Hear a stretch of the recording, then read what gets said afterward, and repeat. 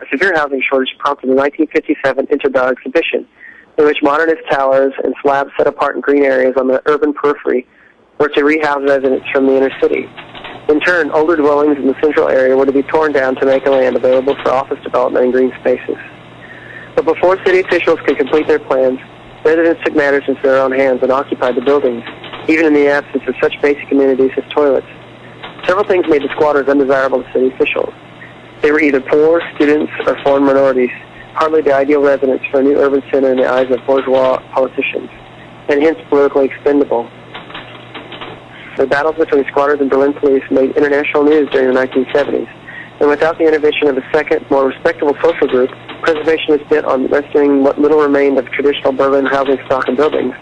The outcome of the battle could well have been different.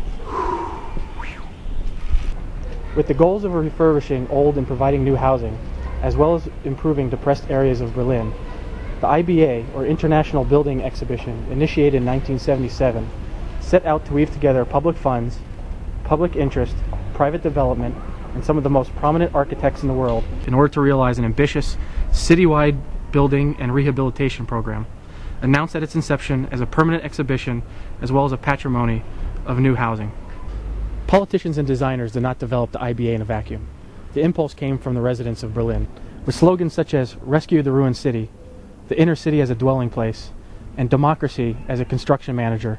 They urged that the urban fabric become a political priority and that the new housing be created without tearing down what remained of the old.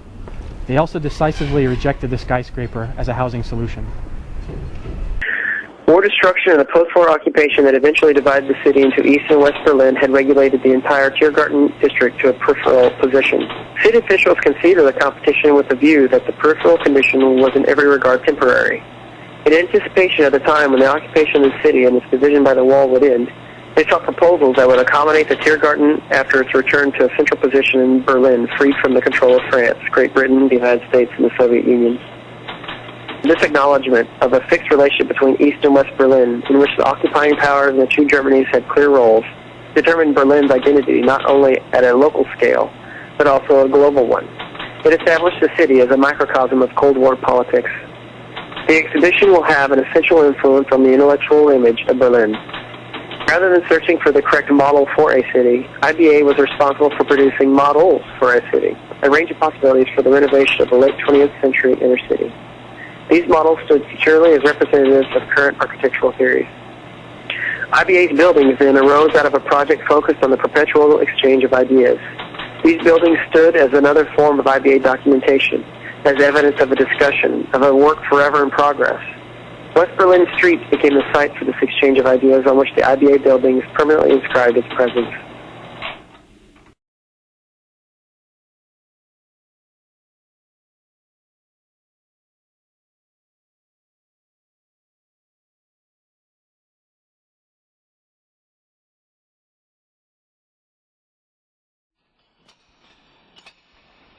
The two sociologists who coined the concept of the rich society point out that it means living after nature and after tradition. Nature is no longer independent from the economy and scientific manipulation, and tradition can no longer cope with the way individuals live in a deregulated global society. The results of these two shifts they call reflexive modernization, because the new society has to reflect back on a first modernization and its unpredictable consequences. It is conscious of the feedback of all processes, hence the pervasive feelings of insecurity, and it must debate the implications. Postmodernism in architecture has been a response to that failure. If one reflects on the list of crises above, one can find postmodern responses, but none of these have cleared up the problems. They are chronic to modernization itself, endemic to advanced economies. No easy answers, just hybrid ones, reflexive ones, more choices and a few perpetuous inventions. Such notions are consistent with a new paradigm and its emphasis on self-organizing systems of feedback. The notion of an external deity in charge of the world was replaced by the modern belief that the world was a predictable machine. This concept has itself been replaced by the idea of cosmogenesis, a picture of the universe as a dynamic process that often jumps to new levels of organization. This is a world more chaotic and full of risk and choice than the mechanistic paradigm it is superseding, because it shows we are more and more part of the problem and its solution.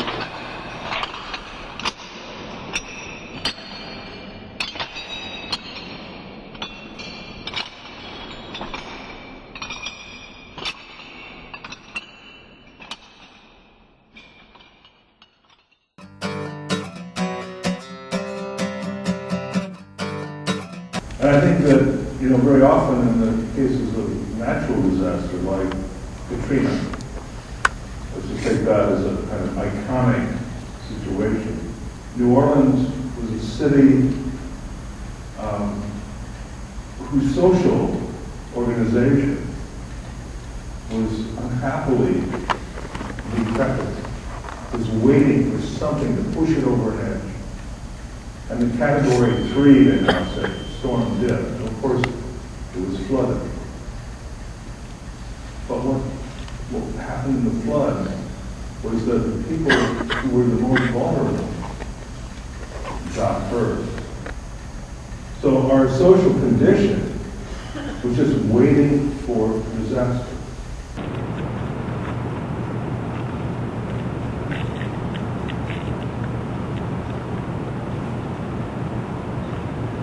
Pero hay algo el hombre blanco puede hacer para apartar este destino.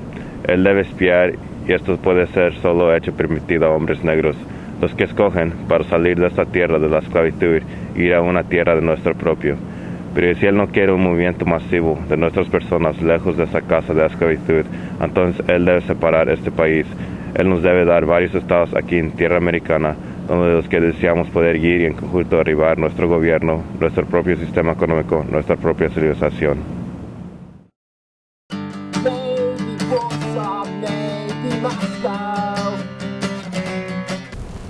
Isla Vista is the community that borders the campus of the University of California, Santa Barbara. The area was developed primarily in the 1960s to provide housing for the rapidly growing university. The population of Isla Vista is approximately 20,000 within 1 square mile, making it one of the most densely populated areas in California. The community of Isla Vista is comprised mainly of students, but also includes middle-class families and a large population of recent immigrants. Isla Vista first came to national attention during the violent protests against the Vietnam War that took place there in 1970. Known as the Isla Vista riots, the most notorious event of this period was the burning of the Bank of America building on February 25, 1970. More recently, Isla Vista's reputation has been based on its libertine student lifestyles and large parties. Today, Isla Vistans grapple with the problems of overcrowding in substandard housing, cultural diversity, and the absence of local government. So Isla Vista is a very unique community in the sense that there is this incredible activist history in which the people really demanded a level of grassroots representation on a governmental level. And so you had boards and committees like city commissions and the Isla Vista Recreation Park District, as well as several others that really arose out of the burning of the bank in the 1960s. Isla Vista really is a sort of, bastard child out here. The political bloc is the Isla Vista Recreation Park District. And I don't mean that as a criticism of what they are, but it's a recreation and park district. I mean, their charge should really be just that, recreation and parks. The entire charge for all political work is put into that one political body.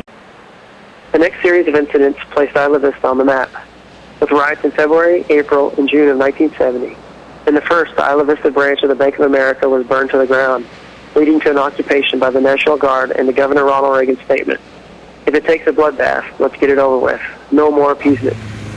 In April, student Kevin Moran was shot and killed by a Santa Barbara police officer as he attempted to put out another fire at the Bank of America's temporary structure. In June, protests erupted after student leaders were indicted for February's bank burning. The subsequent police occupation and resulting cases of police brutality left a strong mark on those who were there. Each incident reinforced the area residents' feeling of isolation from the society.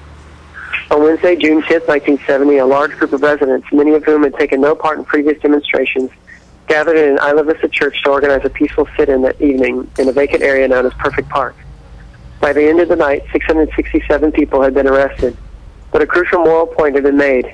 Faced with an ultimatum from university officials, Governor Ronald Reagan agreed to end the curfew and withdraw the LA sheriffs. Peace returned to the streets of Isla Vista. We're the only governmental agency that represents just the community of Isla Vista. And so over the years, we've been called to provide a host of services that are really kind of outside the scope of what you might suspect the Park and Recreation District would provide. Our board meetings are held here at the district office, which is an old gas station, which was converted to an arts center back in the 1970s, and then later converted to kind of the administrative offices of the district. There was the Isla Vista Community Council, which was kind of an advisory body of the County of Santa Barbara that was trying to grapple with a lot of the issues that faced Isla Vista, from lack of park and recreation services, lack of social services. Didn't have the type of services you'd see in kind of the urban environment. They wanted particularly to form or develop a park in downtown Isla Vista, and in order to submit a HUD application to the feds, they'd only accept them from a government agency. The county agreed to submit the HUD application with one caveat, that the community of Isla Vista take responsibility for maintaining the park. And they built Madrid Park, which is today known as Anascoyo Park, which is what the Chumash, or the Native Americans around here, referred to as the area known as Isla Vista. We have an amphitheater in Anascoyo Park, which is the site of a lot of different community events and concerts. And so, if it's a nice day and it's a nice summer evening, the board will just have moved a public hearing over there to the amphitheater. Thus, it wasn't the riots that created a community at Isla Vista. It was what happened in response to the riots, as residents joined together to create and sustain organizations that insulated them from the harshest of outside political and economic forces. Residents at the time felt that here was a little piece of the planet in which, with a lot of hard work, they could build a viable and semi-independent community whose new institutions would reflect the new values of the youth culture. The vision was one of a community as a laboratory of social change, a training ground for its continually revolving citizens, young, idealistic, with few vested interests, who were coming in contact with the newest ideas in Western civilization at one of its better universities, and also getting hands-on education building new institutions.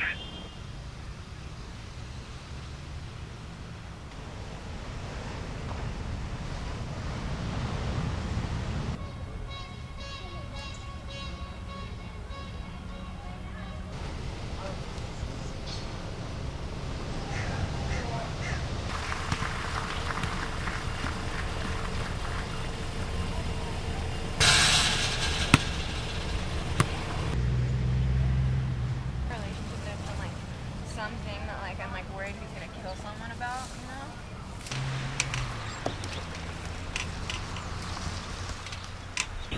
To a large part, students' experience in Isla Vista is and the way they can kind of deal with the really dense urban setting here is a lot of the students will seek refuge from their roommates and from their kind of hectic home scene to go out into the parks and to just kind of kick back, throw a frisbee with friends and just try to get away for a little while.